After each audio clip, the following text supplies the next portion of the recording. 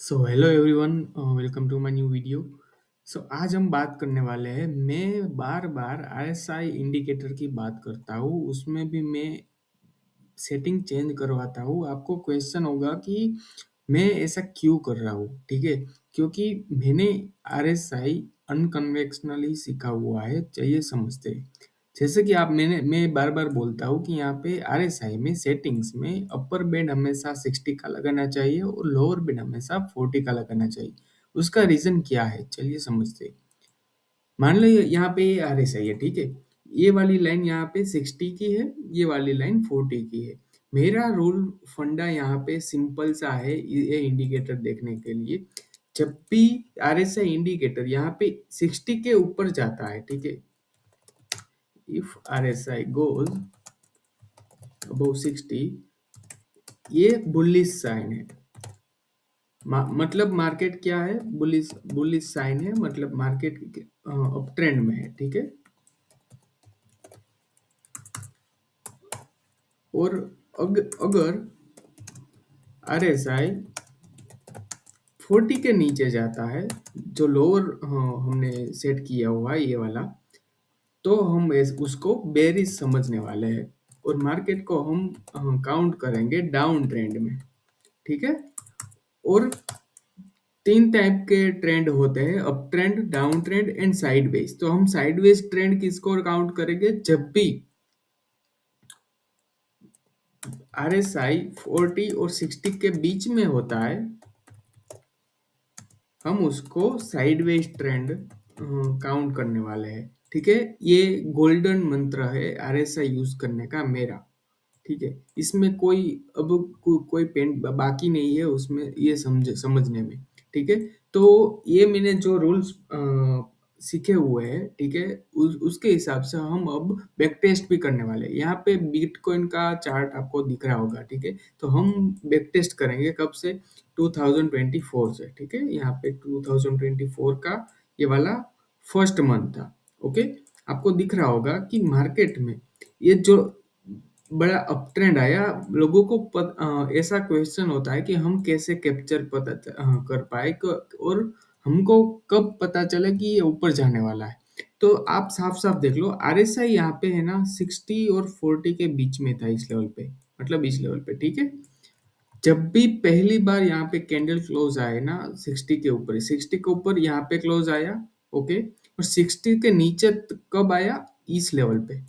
मतलब आपको पता चल गया 60 के ऊपर, जब भी डेली चार्ट यहाँ पे है, ठीक है, यहाँ पे 60 के ऊपर इस लेवल पे गया, तो यहाँ पे आपको पता चल गया कि मार्केट अप ट्रेंड में आ गया है, जब तक आरएसआई 60 के नीचे नहीं आ जाता, ठीक है। तो आपको क्या करना है, आप यहाँ पे कोई आपकी कोई भी स्ट्रेटेजी हो, आप यहाँ पे आपको पता चल जाएगा, आपको यहाँ पे सेल नहीं करना है, ठीक है, आपको बाय करना है। तो आपको पता चल गया कि अब ट्रेंड में है तो आपको बाय करना है। तो आप यहाँ पे देख सकते हो कितना अच्छा से यहाँ पे मोमेंटम दिया था। अगर यहाँ से इस लेवल तक की बात करेंगे ना, तो 38 डेज में बिटकॉइन में 47% का यहाँ पे गेन दे दिया, ठीक है। सिंपल सी स्ट्रेटेजी, इसमें कोई दिमाग नहीं लगाया। और साइडवेज ट्रेंड की हमने बात की थी, ठीक है। आरएसआई यहाँ पे 60 के अंदर आते ही यहाँ पे और 40 और 60 के अंदर बीच में था, ठीक है। तब तक यहाँ पे ये पूरा साइडवेज ट्रेंड था। अब देख लो, मार्केट ऊपर नीचे ही करता रहा। ये सिंपल सा मेरा मार्केट देखने का नजरिया है और उसी लिए मैं आरएसआई यूज करता हूँ, ठीक है। अब मैंने बताया आरएसआई 40 के नीचे जब जाता है तब मार्केट डाउन ट्रेंड में होता है, ठीक है। 40 के नीचे कहाँ गया? यहाँ पे आपको दिख रहा होगा, 40 के नीचे मार्केट इस लेवल पे चला गया, इस लेवल पे गया। और 40 से ऊपर कब यहाँ पे तो आया था एक बार, दूसरी बार कहाँ पे आया था? यहाँ पे। मतलब यहाँ पे दिख रहा होगा ये मार्केट का ये डाउन मूव था, राइट। पहली बार जब भी क्लोज किया ये कैंडल में किया, उसके बाद हमको पता चल गया था कि यहाँ पे मार्केट डाउन ट्रेंड में है।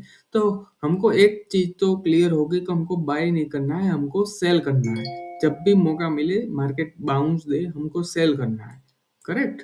सो ऐसा ही मैं आरएसआई इसीलिए मैं यूज करता हूँ 40-60।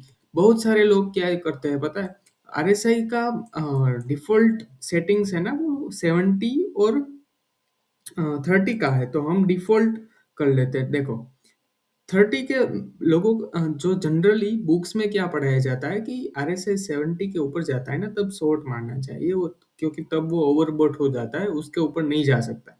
तो आप देख लो आरएसआई 70 यहाँ पे आ गया था, तो बुक के हिसाब से तो इसके ऊपर मार्केट नहीं जाना चाहिए, लेकिन असली ओरिजिनल ट्रेंड तो ये ना यहाँ से स्टार्ट हुआ।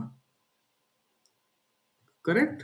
सो मैं बुक का नॉलेज नहीं यूज करता हूँ, मैंने अपना बनाया हुआ है, और मैं वही यूज करता हूँ। ठीक है, यहाँ पे भी देख लो, जब भी बड़े बड़े अप ट्रेंड्स आते हैं ना, वो RSI 60 के ऊपर ही होते हैं। सिंपल रूल है, आपको यही फॉलो करना है कि RSI जब 60 के ऊपर है, अप ट्रेंड है, बाय करो।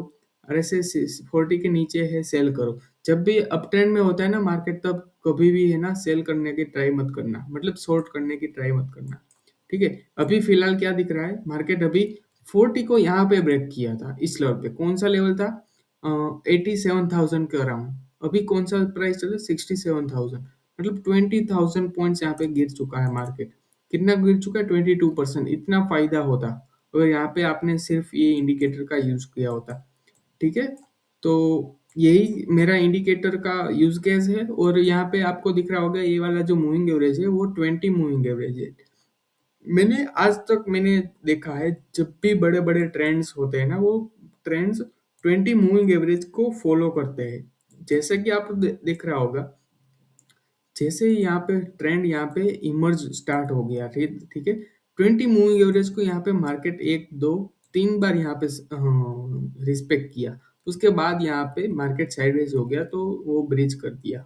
ठीक है, यहाँ पे भी देखो, मार्केट जब भी 20 मूविंग एवरेज के ऊपर होता है, तब तक आपको समझना है बुलिश है।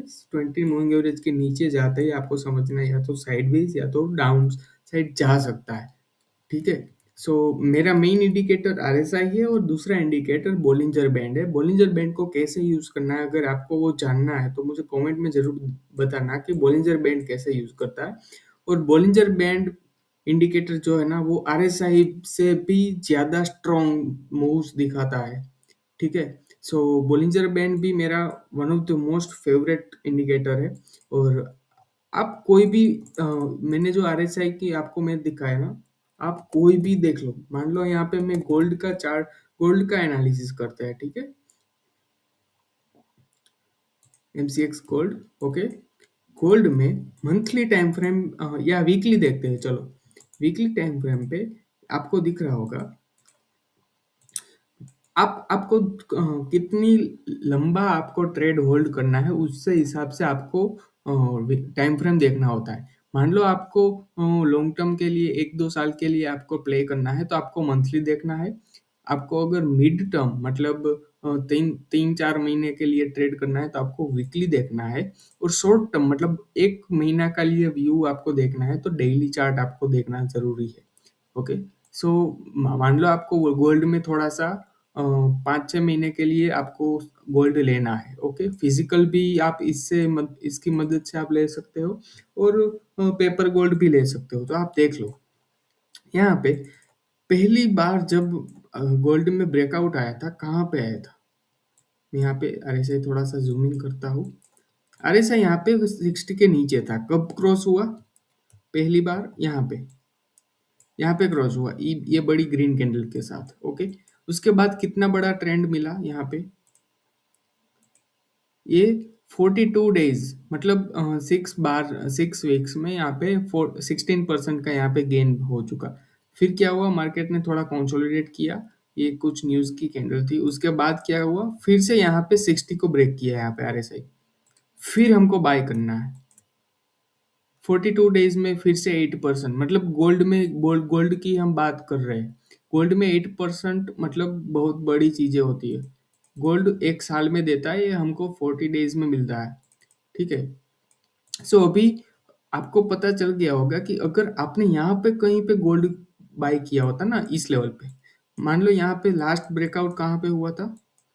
यहाँ पे हुआ था। इसको यहाँ पे शिफ्ट कर देते हैं। ओके, इसको निकाल देते हैं। यहाँ पे ब्रेकआउट हुआ था, उसके बाद आप देख सकते हो मार्केट ने अभी तक है ना इसको ब्रेक नहीं किया है, 60 के नीचे नहीं आया है। तो अगर आप इसका गेन्स भी देखोगे ना, जब ब्रेकआउट हुआ था तब 77,000 का गोल्ड था, अभी डबल हो चुका है। 100% गेन इन 1 ईयर, करेक्ट। सो इतने बड़े रिटर्न्स आपको मिल सकते हैं। सो आप ये इंडिकेटर यूज कर सकते हो। और अगर आपको इंट्राडे करना है तो मान लो आपको क्या करना है, 15 मिनट में चले जाना है। 15 मिनट में जब भी गोल्ड 6 RSI 60 को ब्रेक करता है, यहाँ पे ब्रेक किया, करेक्ट, ये हमारी अलर्ट कैंडल हो जाएगी। आपको क्या करना है, ये वाली अलर्ट कैंडल है, आपको क्या करना है, एक कैंडल के हाई पे जब दूसरी कैंडल यहाँ पे क्रॉस होती है, आपको यहाँ पे बाय करना है। आपका स्टॉप लॉस रहेगा इसके नीचे, क्योंकि ये अलर्ट रीजन, हमारा रीजन क्या था कि ये कैंडल यहाँ पे 60 को ब्रेक किया है। अगर नेक्स्ट कैंडल इसका लो ब्रेक करता है तो समझ जाओ ये फिर से 60 के नीचे चला जाएगा। तो हमारा स्टॉप लॉस का रीजन ही वही है कि यहाँ पे इसके नीचे चला जाएगा, तो हमारा ट्रेड का पूरा लॉजिक फिनिश हो जाएगा, करेक्ट। तो यहाँ पे एंट्री की, यहाँ पे स्टॉप लॉस लिया, 1:3 1:4 का टारगेट मिल गया। मार्केट फिर चाहे कोई बात नहीं रिवर्स हो जाए, बट हमारा टारगेट आ गया।